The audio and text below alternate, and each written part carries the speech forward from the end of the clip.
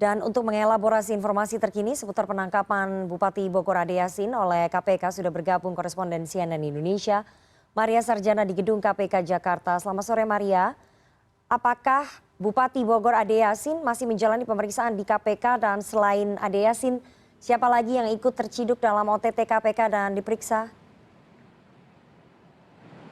Selamat sore, Rifana. Betul sekali bahwa memang hari ini KPK telah membawa dalam tangkap tangan KPK yaitu Bupati Bogor Ade Munawaroh Yasin, dan saat ini masih dalam proses pemeriksaan KPK bersama dengan beberapa pihak yang ditengarai merupakan anggota Badan Pemeriksa Keuangan atau BPK dari perwakilan Jawa Barat.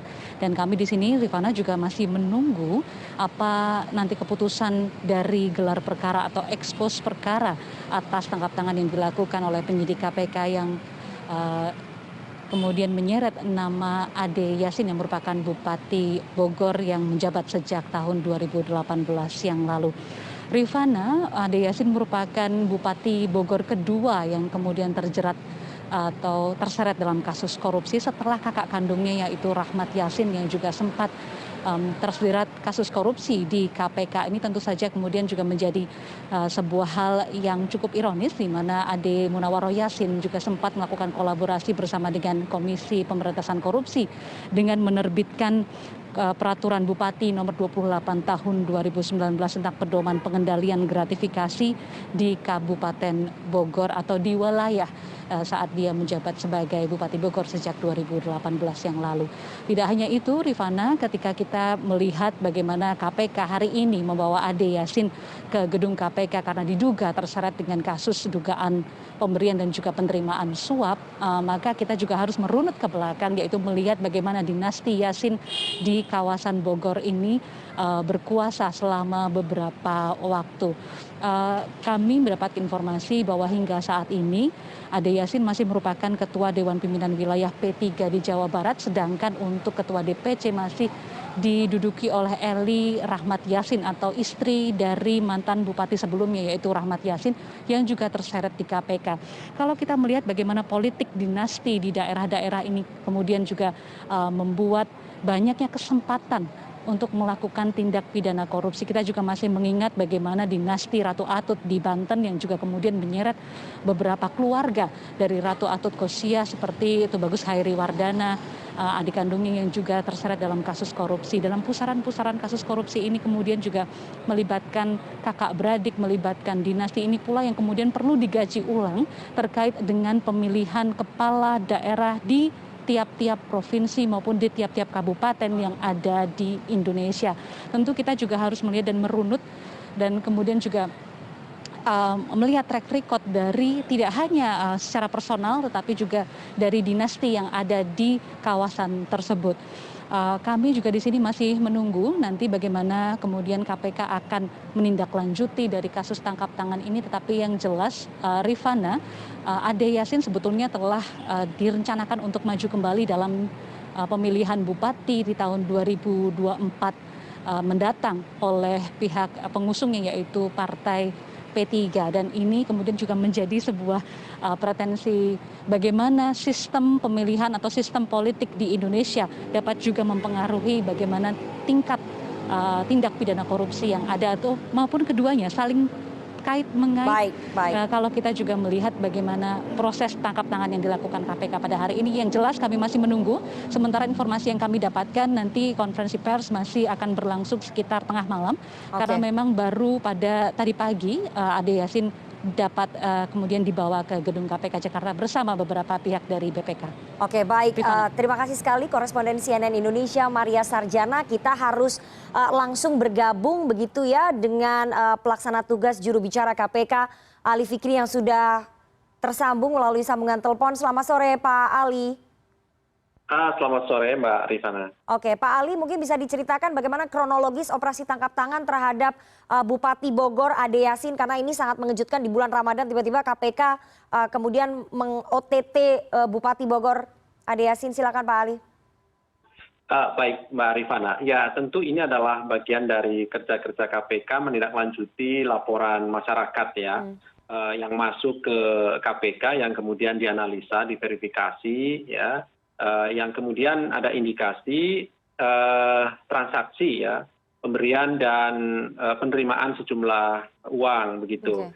Sehingga tadi malam teman-teman dari tim KPK ke lapangan dan menemukan ada pihak-pihak yang diduga memberi maupun menerima sejumlah uang. Sampai tadi pagi kemudian para pihak dimaksud diamankan dan dibawa ke Gedung Merah Putih KPK untuk dilakukan pemeriksaan lebih lanjut. Begitu, Mbak. Oke, Pak Ali, kalau bisa dibocorkan sedikit berapa total orang yang diamankan oleh KPK dalam operasi tangkap tangan, termasuk Bupati Bogor Ade Yasin?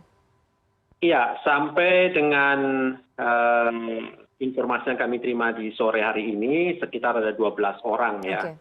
Bisa jadi nanti juga bisa bertambah karena prosesnya masih berjalan, ya, pemeriksaan terhadap orang-orang yang diamankan dimaksud di Gedung Merah Putih KPK.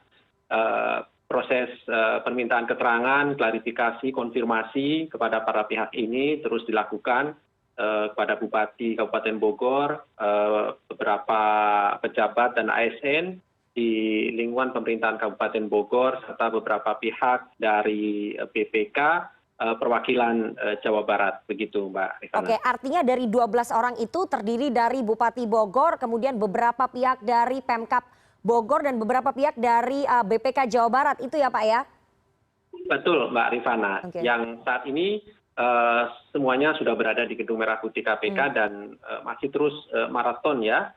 Tim KPK melakukan pemeriksaan, permintaan keterangan dan klarifikasi. Sehingga berikutnya nanti akan dilakukan analisa lebih lanjut, begitu. Oke, barang buktinya ini berapa Pak? Mungkin bisa dibocorkan sedikit Pak? Terkait dengan bukti, ya, selain mengamankan orang, tim juga menemukan sejumlah uang dalam bentuk pecahan rupiah, ya, yang jumlahnya masih terus dihitung dan dikonfirmasi kepada pihak-pihak dimaksud, Mbak Rifana, ya. Nanti setelah seluruhnya selesai, pasti kami akan informasikan berapa jumlah uang yang diamankan dalam kegiatan tangkap tangan ini, ya. Tentu ini sebagai bukti awal, ya, yang diperoleh. Nanti akan terus dikembangkan berikutnya pada pemeriksaan-pemeriksaan lebih lanjut tentunya, begitu. Oke, terakhir Pak Ali, ini yang menjadi pertanyaan, kasusnya apa sebetulnya yang menjerat Bupati Bogor Ade Yasin? Kalau misalnya dilihat tadi dari penjelasan Anda dan orang-orang yang diamankan, ini kemungkinan besar, kemungkinan, ya, karena saya belum dapat kepastian, saya belum dapat informasi, makanya kita mau tanya dengan Pak Ali Fikri, apakah berkaitan dengan audit begitu, ya, yang dilakukan oleh para pemeriksa di BPK untuk Pemkab Bogor? Memang kasusnya terkait dengan itu, Pak Ali? Iya, Mbak Rifana, dari informasi yang kami peroleh dari teman-teman yang sedang melakukan pemeriksaan, betul, ya. Jadi terkait dengan dugaan suap pengurusan temuan laporan keuangan pemerintahan Kabupaten Bogor, ya. Karena tentu ini kan tadi melibatkan pemeriksa dari BPK perwakilan Jawa Barat, tentu masih terkait dengan laporan keuangan pemerintahan Kabupaten Bogor, begitu, ya. Jadi ada pemberi dan ada penerimaan. Yang kemudian terus juga nanti tentu kami akan kembangkan lebih lanjut adalah terkait dengan sumber uangnya, misalnya, ya, yang diberikan itu dari mana, dari siapa, begitu. Sejauh ini tim masih terus melakukan pemeriksaan, Mbak Rifana. Mudah-mudahan malam ini nanti kami bisa menginformasikan kepada masyarakat hasil dari seluruh kegiatan tangkap tangan ini. Tentu kami setelah melakukan pemeriksaan, analisa, kami segera gelar perkara atau ekspos, ya, di internal KPK, seluruh pimpinan, kemudian seluruh struktural di Kedeputian Penindakan dan juga tim penyelidik, penyidik dan penuntut umum, begitu. Sehingga nanti apakah dapat disimpulkan benar ada peristiwa pidana, kemudian ada pihak-pihak yang bisa dipertanggungjawabkan secara hukum, begitu, ya, terkait dengan bukti-bukti yang ada juga apakah nanti dinilai dan dianalisa ada hubungannya, gitu, ya, dengan peristiwa pidana dan pihak-pihak yang ditemukan dan bisa dipertanggungjawabkan secara hukum dimaksud. Mudah-mudahan malam ini, ya, setidaknya kalau kita mengacu pada waktu 24 jam, tentu kan sekitar jam 10, jam 11 itu yang batas maksimal kami harus menentukan sikap. Setelahnya tentu kami harus menyiapkan proses administrasi, ya, penyelidikan maupun Baik. penyidikan, baru kemudian kami akan informasikan kepada masyarakat setelahnya, begitu. Oke, kita tunggu nanti hasil konferensi pers dan juga hasil gelar perkara yang dilakukan oleh para penyidik KPK begitu ya untuk disampaikan kepada masyarakat terkait dengan operasi tangkap tangan atas Bupati Bogor Ade Yasin. Terima kasih sekali PLT juru bicara KPK Ali Fikri atas waktunya dan penjelasannya kepada CNN Indonesia Newsroom sore hari ini. Sehat selalu Pak Ali. Baik, Mbak Rifana, terima kasih dan selamat sore.